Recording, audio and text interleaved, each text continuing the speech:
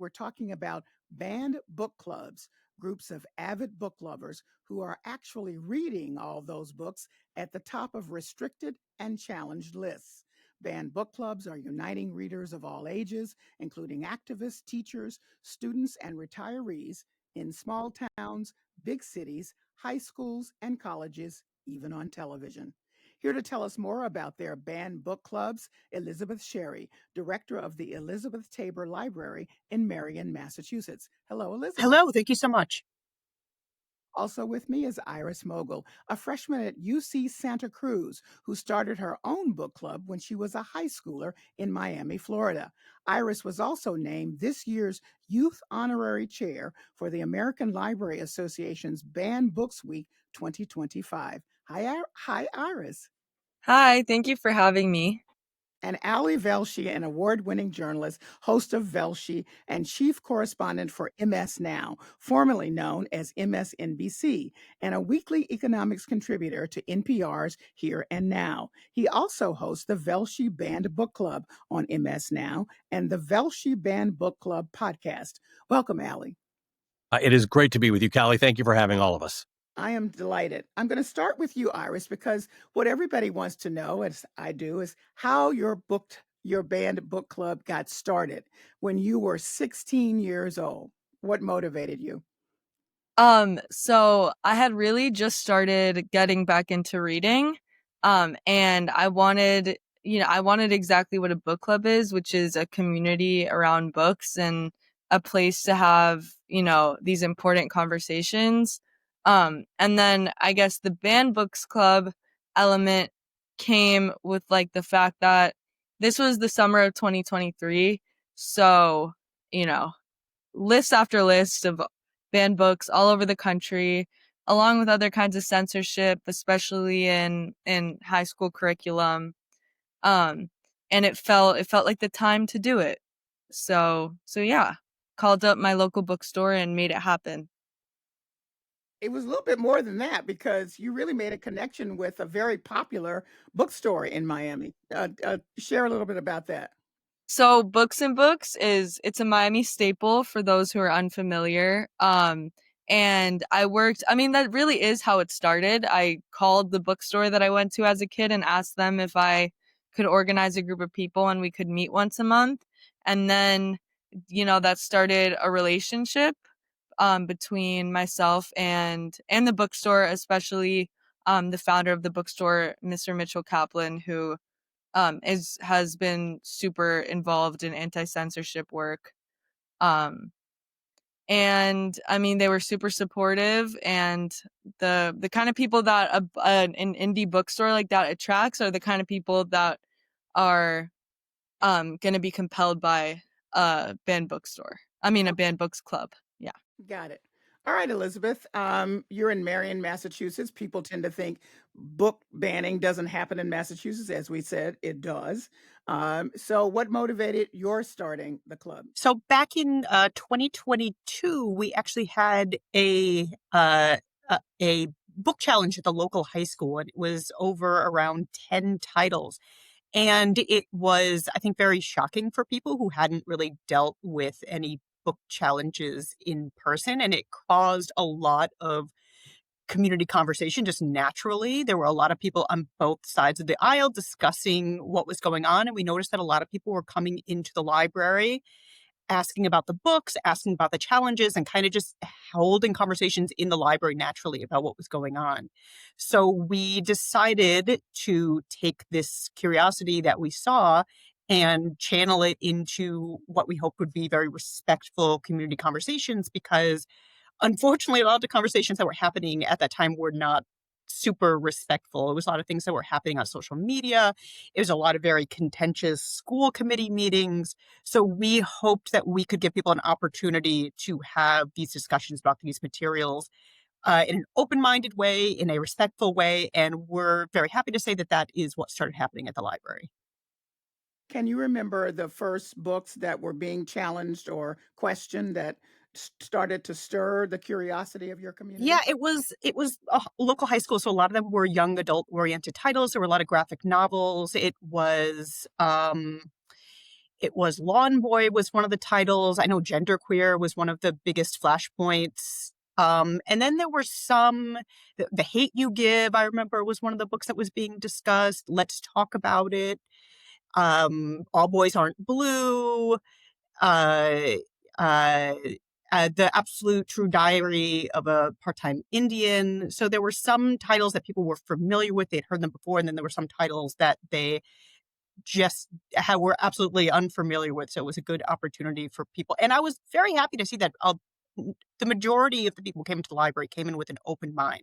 They had heard these things about these books and they wanted to check them out for themselves. That was the biggest driving point. People wanted to make up their own minds about these titles that they were hearing about. So, Allie, as a preamble to your telling me about the inspiration for your book club, we should say that in 2021, there was a revised movement, organized movement across the country to ban books, and that many of the targeted titles are by authors of color, and the subject matter is LGBTQ, racism, sexism, and certain, quote unquote, I'm using air quotes now, pornography as seen by people often who have not read the book. So that's the background That's for right. what was happening. But here you are in 2022, and you were inspired by a conversation you had with Nicole Hannah-Jones of the New York Times, who created the 1619 Project. Tell us Yeah, more. because when Nicole Hannah-Jones started the 1619 Project, before she published the book, when it was the New York Times article, I remember thinking to myself, I absolutely didn't know anything about that date. Like, I just didn't know 1619 was relevant and why it was relevant. So my take on this was, wow, thank you for putting this extra piece of data into my mind, because I'm not a squirrel. I can hold various things, right? If 1619 is an important date, it doesn't mean that 1776 wasn't an important date. So we actually launched this with respect to Nicole, because what happened is that there were a whole bunch of people who started an effort just to counter the 1619 project idea, that's when the first African enslaved people arrived on American shores. Like, it's just a data point, just an extra piece of information. You can take that as valuable or shed it. But to Elizabeth's point, people get hooked on something they hear either on social media or something they hear about the book. So my view was, read the book.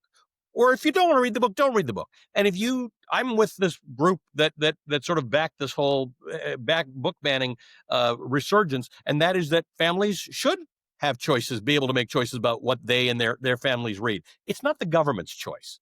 It's not the public library's choice. It's not the school board's choice. As much as I love libraries and school boards, these are still instruments of the state. Your ability to choose what you consume is your ability and right to choose. So I'm with these parents who say that there should be parental rights. Totally about that. But they were banning books just on the basis of what they thought were in them, or the fact that they may have disagreed with with that content. In neither case is that a valid reason to ban or remove or challenge a book. What was your first book that you introduced to your on-air anti-book banning club, your banned books club? Well, technically it was the 1619 Project with Nicole Hannah-Jones, but she was sort of the inspiration of it. So the first book that wasn't part of that reasoning was All Boys Aren't Blue with George M. Johnson, who has sadly become the face of this. And George has a real interesting theory in that this shouldn't just be about sort of the idea of not banning a book. It should actually be encouraging people to consume information they don't otherwise have. And I think George is right. That's the way the world has gone. You walk into a bookstore, as Iris talks about, and there's a banned book section in many cases. It's helping people curate lists of books for them to read that they never would have touched in the first place. Yes, so let me go back to you, Iris, because as your book club got started, who came? What inspired people in your community to join you? So originally I had kind of intended to like create a space and meet other people like roughly my age. But that's not at all what ended up happening. It was mostly people a lot older than me, and like the members who have turned out every single month and like are part of like kind of this well-established group are there are, I think, 3 high school English teachers, a couple retired professors, a retired librarian. So all these people who aren't students but are also in some ways at the front lines of this battle against censorship. So that was really nice. Now, had many of them read some of the books on the ever growing list of banned books, or were they coming just to start anew as you were? I think some and some. We have this one member who's an English teacher who often recommended books, and we always liked her recommendations. Um, and then I mean, myself included, there are just some books that we had never gotten to. Um, yeah. Okay. Same with you, Elizabeth. It was a lot of varied demographics, but we saw a lot of parents who were coming in, parents of high schoolers and who were seeing like the most extreme versions of how people were talking about these titles. So they wanted to get some information about them. And we did see a lot of seniors as well. So it was various demographics, and it was definitely a mix of titles, of familiar titles and then unfamiliar titles. Because, like I said, a lot of them are YA, a lot of them are graphic novels, which is not necessarily a genre that a lot of these demographics had read in the past. So it was definitely exciting for them to like kind of tackle a new type of book that it wasn't their go-to coming into the library to grab book. And in terms of ages, something like Iris's group Yeah, or we did see a younger lot of or retirees. I think that's natural for the library. We see a lot of people who parents for sure, families, and but yes, it was a lot of seniors who had been following the news and were interested in getting involved in the community conversations that were happening. So, Allie, you have the ability to have instant feedback or pretty instant. Who are you hearing from, and who can you ascertain as you're hearing from them what their ages are? And So I actually have had the same experience where we found that it's mostly older people, and maybe because they've got, in some cases the time to read it. In The thing about this recent resurgence in banned books is some of it is the classics that people read in high school. It may have been Shakespeare, may have been Margaret Atwood, may have been Fahrenheit 451, 1984, and then there's this whole category of books, as Elizabeth was saying. Uh, YA, which didn't really exist as a genre. I mean, we had Judy Blume on, but didn't exist the way it does now. Or graphic novels, to which the audience that I catered to were unfamiliar, and they loved it. They loved the idea that there's just no reason. Somebody in my audience might have encountered George M. Johnson or someone of that nature. They wouldn't have necessarily picked up Nicole Hannah Jones' book, but now they're understanding someone's trying to keep information from them, and that's antithetical to what we think of ourselves as Americans. And so I now look, this is age old, right? They've been banning books since books were first printed, and they've also been trying to keep information from people. People don't like that. Once you realize that they're tricking you into something, read the book. You can like the book or not like the book. That's your choice. But we're finding that the audience tends to be people who are revisiting books in some cases, or as Elizabeth said, people who had never even known these books existed and are so grateful now that they've been exposed to them thanks to the book banning efforts. so, Allie, what we've learned during the series that we've been doing all year called Unbound Pages is that a lot of people have no clue that this banned books drive organized effort was going on. No clue about the kind of intense targeting of librarians, no clue about the challenges to books, none. Yes, I'm that's wondering true. how you would ascertain what your audience knew. Did We, they have we, a we, sense? we have to tell them a lot about this, right? So at some point, you don't have to keep telling people reasons why books were banned, because there are only like 5 reasons why all books are banned anyway. But where they're banned, where they're challenged, people say, I can go to Amazon, I can get this book. Well, that's not the point. They're taking them away from kids. They're taking them out of libraries. They're taking them away from people who otherwise don't have access. So graphic novels or younger adult books often have color or imagery, very expensive. In many cases, if you're not getting that at the library, you're not getting it at all. Number two, the fact that I can buy a book from a bookseller doesn't mean it's accessible to everyone else. So the idea of saving books is not so that you can read them, it's so that everybody can make those choices. And we found that, librarians, they can curate around anything, right? Let's say you're a librarian and you have no interest in science fiction, but a kid comes in and says they really enjoyed the science fiction book. You can curate their reading over the next 15 years for them, because you're not imposing your own judgment on them. You're saying, hey, I know what you want. I'm an expert. Same thing with teachers. There are a lot of books. When I asked George, do you think kids of a certain age should be reading your book? They said absolutely not, or they shouldn't be reading it other than, with the counseling of a teacher or their parents. A lot of authors understand this material is complicated and tough. You want the teachers and the librarians involved to the degree possible. You want your parents involved to the degree possible. But all of that is separate and apart from removing access to books. Elizabeth, in fact, you had some of that. Part of your talks with people is to let them know librarians aren't picking the books just for their own personal collection. Yes, I would have a very different collection if it was just a monument to what I like to read. Yeah, and I think one of the things that we've done with the Banned Book Club is have that discussion about just the general state of censorship. We did 2 special presentations that were a little bit different than our normal Banned Book Club. We did a presentation called Banned in Boston, and a lot of people think of New England as a very progressive place, and obviously it is for a lot of reasons. But Boston used to, New England has a rich history with censorship, and Banned in Boston used to be like a byword for something that was controversial or provocative, because Boston had such strict censorship laws in place for such a long time.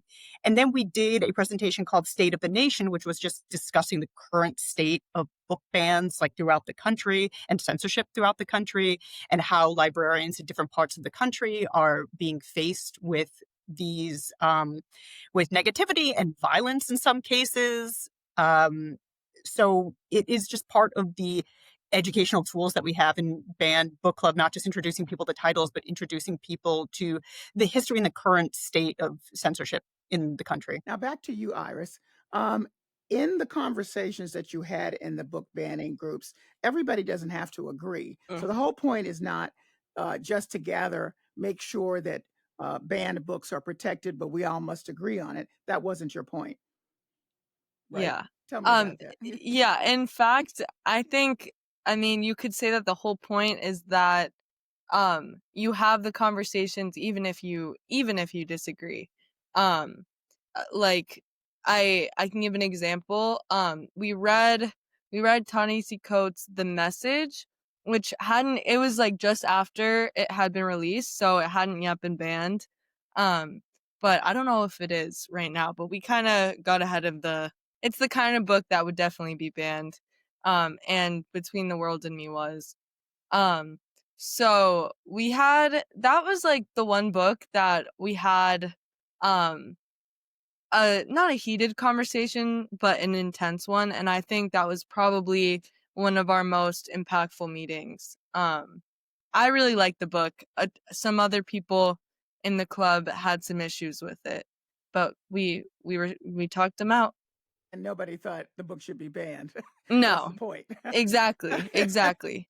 So I want to just point out that in the 2024-2025 school year, PEN America recorded 6,870 instances of book bans affecting nearly 4,000 unique titles. And for the 3rd straight year, Iris, this won't surprise you, Florida was the #1 state for book bans. And then that was followed by Texas and then Tennessee. They've just released the 15 most banned books in the 2024-2025 school year. And there's stuff like The Clockwork Orange is #1.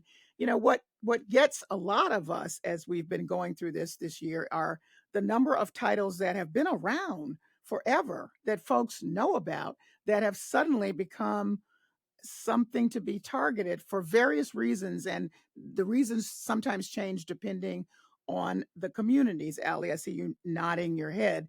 And people are confused. We interviewed Sandra Cisneros, whose house on Mango Street is now banned. That book is 40 years old. To her surprise, that it is banned. So that's something that I'm sure you talk about with your folks on your show when you're discussing the banned books.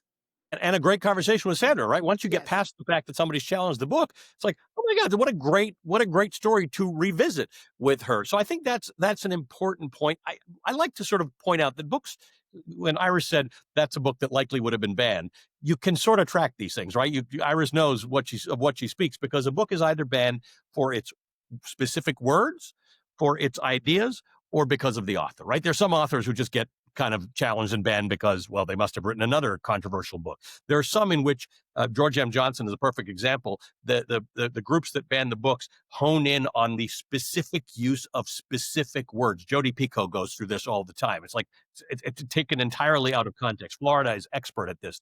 They remove the context from something and then ban the book. And then the third one is the actual ideas. So back to the Handmaid's Tale or Nicole Hannah Jones, the ideas that are being put forward. The book banners are not picky. They'll pick any one of those three to get you to try and narrow the scope that you consume information around. And that's the thing we have to object to. What Iris is saying is correct. You should be able to debate. You should actually be able to say, I didn't like the book. I didn't like the ideas. I didn't like the author. I didn't like the words they choose. That's within your right. You do not want to cede the right to the government to tell you and your family what to read. And once people understand that, then it becomes a much more interesting conversation. This will be my choice. This will be my debate with you, my argument with you, or learning about your story. It's not the government's choice to make. Well, speaking of Jodi Picoult, she was on our show earlier as one of the most banned book authors. And this is a clip from our August conversation. But when she's talking about her 2007 book, 19 Minutes, it's number one on PEN America's list of the most banned books of the 2023-2024 school year. Most people seem to think when they hear the word book ban, they think, oh, it's not a ban because you can still buy it somewhere.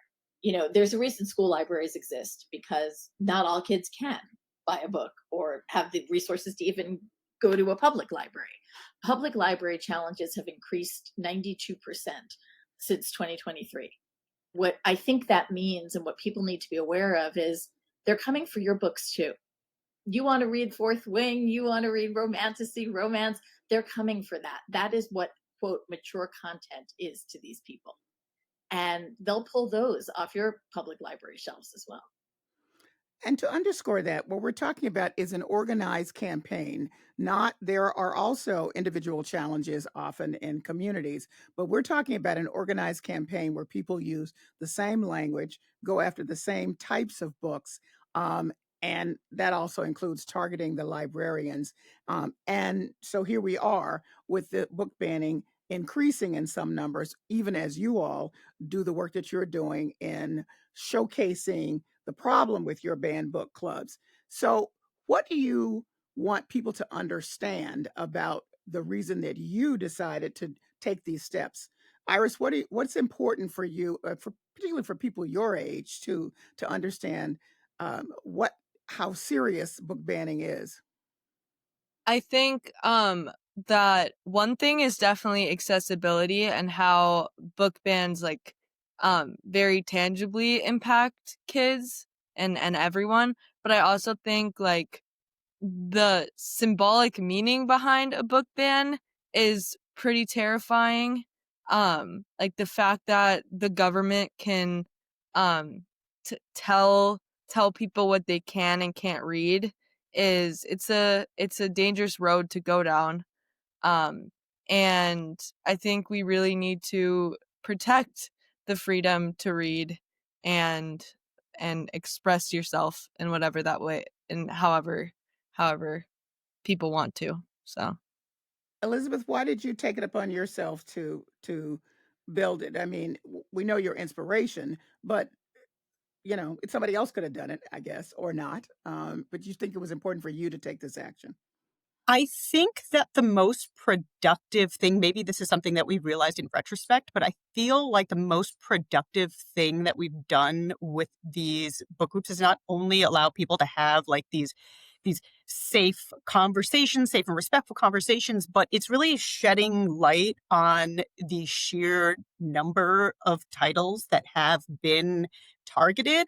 It's easy to think that these are all these provocative titles, and you actually see the books that are being banned actively or have in the past, and it's Dracula, it's Lord of the Rings, it's James Baldwin, it's James and the Giant Peach, it's Upton Sinclair. It's a lot of things that people accept as these sometimes these safe, warm classics, but at the time, the people who were trying to remove those books thought that they were the most reasonable people in the room.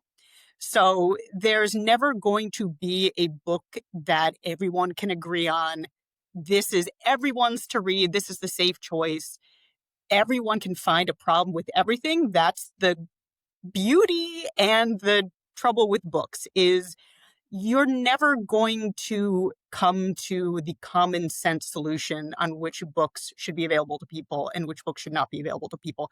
That doesn't exist. Everybody has books that they love. Everybody has books that have impacted them. And sooner or later, they're going to come for that. You're never going to placate people with this. Allie, same question to you, but you said that it's really not just about the anti-book banning or even the book banning. This is a much bigger issue, that this sits within the context of something else that we all have to pay attention to. Yeah, when I started the book club, I really tried to figure out what was the first book that was banned by a government. And it comes down to, it's a couple of different options depending on how you calculate it, but they're both English language printed Bibles from about 500 years ago, because the government hated the idea Bibles were in the vernacular, generally Latin. In other words, the average English speaker in Britain did not speak Latin, so the Bible was interpreted for you by the clergy. The idea that you could own a Bible or read a Bible yourself and then make interpretations about religion for yourself was the greatest offense the government could think of. And that was the first example of banning. So it's this concept of the government controlling your ability to be a critical thinker. That, to me, is what I wanted to sort of impart on people, that's not a right. We fought very hard in this country to not have the government have those rights over us, but it's the same fight, whether it was in 16th century England or it was the arguments about the Comstock Act and pornography in the United States. It's the same arguments all the time, that the government knows best about what you should consume and wants to control your information. That's not true, and it will not be true if you don't let it be true. How should people take action other than participating in your banned book clubs, one hopes? Well, one of the things is that the reason these book bans have started to succeed again is because people go to small towns in many cases, or poorly attended school board meetings, or to their libraries, and they initiate these challenges. Just as easy for you to be on the other side of that. Just as easy for you to attend those meetings. In Bucks County, Pennsylvania, they ran a whole slate of school board trustees against book banning and won. So you can be very involved. The barriers to entry to preserve the right to read, to have reading as resistance, is actually very low. Everybody can have a piece of this. What do you say, Iris? Yeah, I think I completely agree with Allie. And just like on a really individual level, continue having conversations. I think, as adults, encouraging young people to be part of the conversation and take charge over what we can and can't read, especially in high school. Okay. And Elizabeth, last word from you. Easy for me to say, but support your local library. Because honestly, the reason that we are able to have these productive and respectful conversations is because we enjoy the support of our local community. We are very, very lucky in that sense. And I think our entire community gets to benefit from that.